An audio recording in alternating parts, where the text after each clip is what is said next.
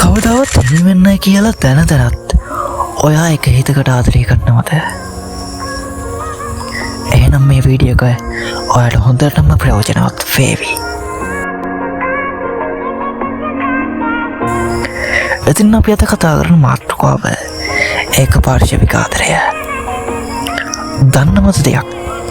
මේ ලෝකේ ලස්සනම ආදර කතා වලින් එකක් තමයි ඒක පාර්ශවික ආදරය කියලා කියන්නේ. ලගින් ස්පර්ශයවන් නැතුව මගේ කියන හැඟීමෙන් මිනිස්සු එක හිතකට මුළු හදවතින්ම ආදරය කරනවා.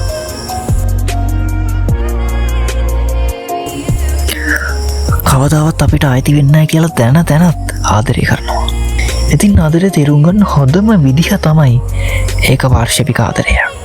සමහර විට ඔබ හිතින් විතරක් ආදරය කරද්දී ඉගියවදී ගන්න බැරුව අසරණ වෙච්ච අවස්ථා ගොඩක් තියෙන්න පුළුවන්.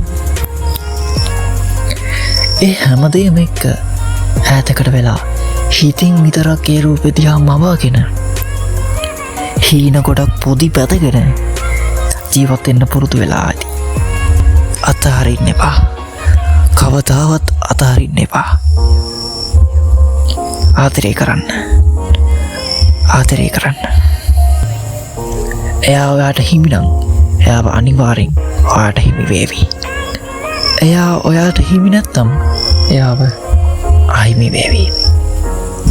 ආදරයක වටිනාකම දන්නේ ආදරේ හරියට නොලැබුණු මිනිස්සු.